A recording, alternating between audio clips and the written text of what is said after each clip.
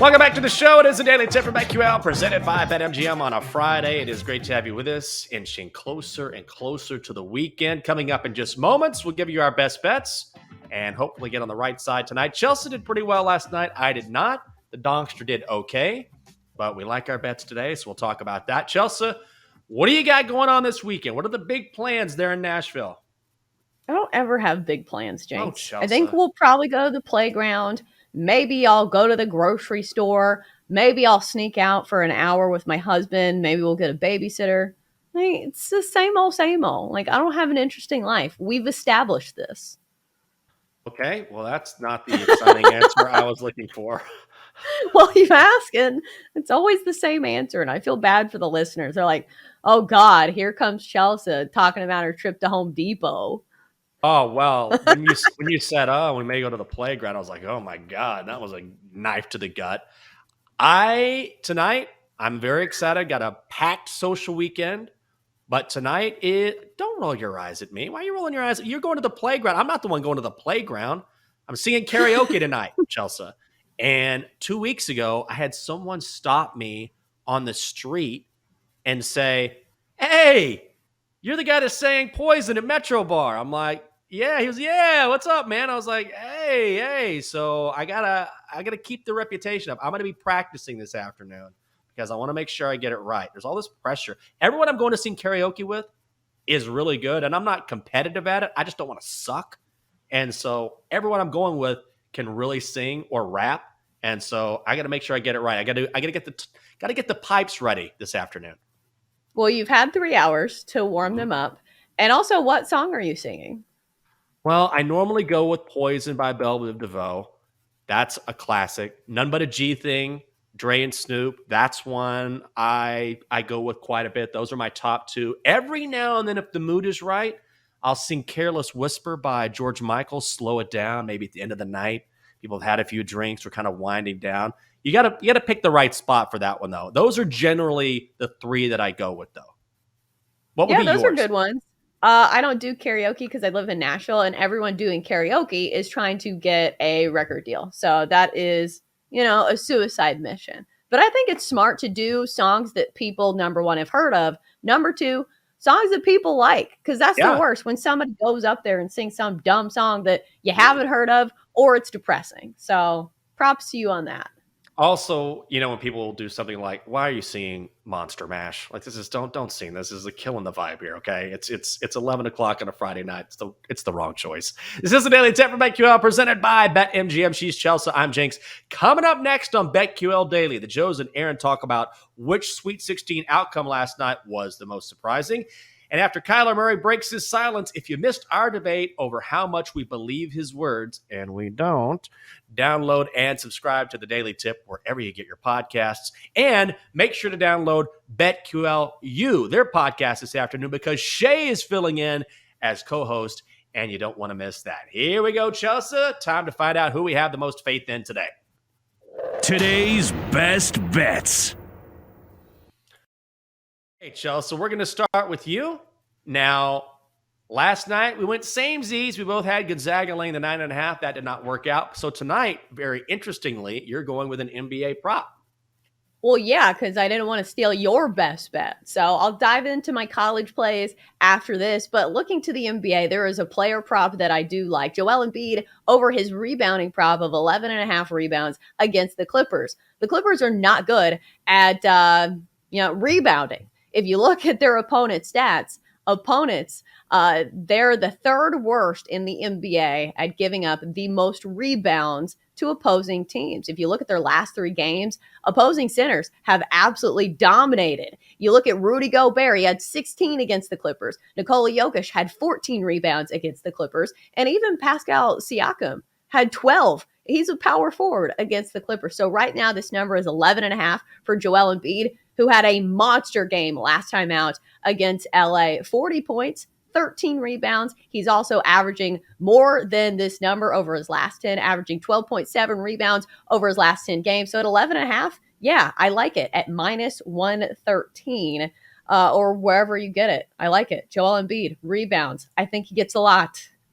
All right, let's do it. I'm going to go back to the college game, and God knows I can't do any worse than I did yesterday. 0-4 on my college picks. I would like to personally apologize to our listeners for absolutely sucking yesterday.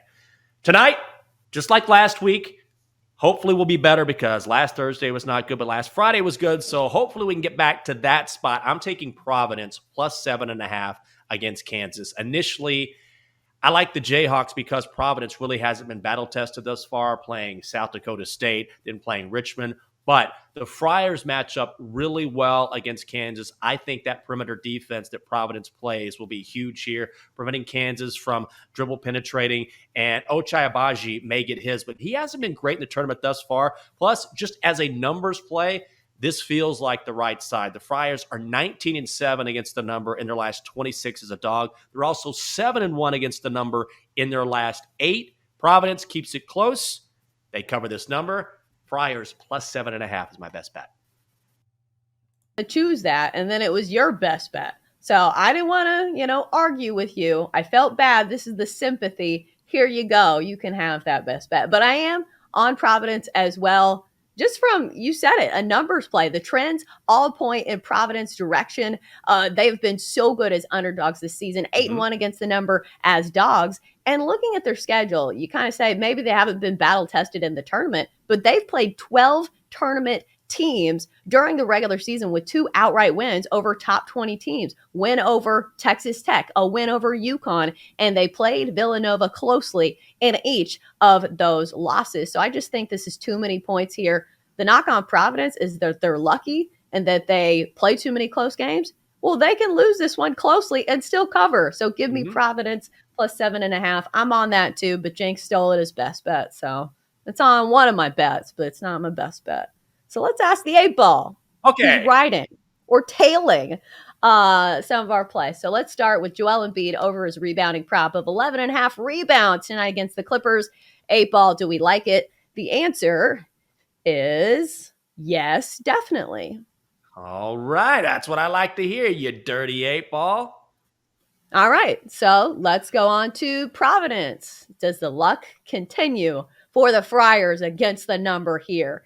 8-ball says outlook not so good. All right. Well, you can get rid of that thing anytime you want. What does that look on your face? Oh my God. I was stunned. You because, were. Like Providence, luck, God, isn't that like some kind of religious term? I'm not sure, but we can do some research on that. Bill will probably put something in the chat to educate us. I don't have the answer for that. Chelsa, those are our best bets. What are your leans? Oh, yeah. I definitely like Providence plus 7.5. Also like St. Peter's getting plus 12.5. I think that is way too many points in the NCAA tournament.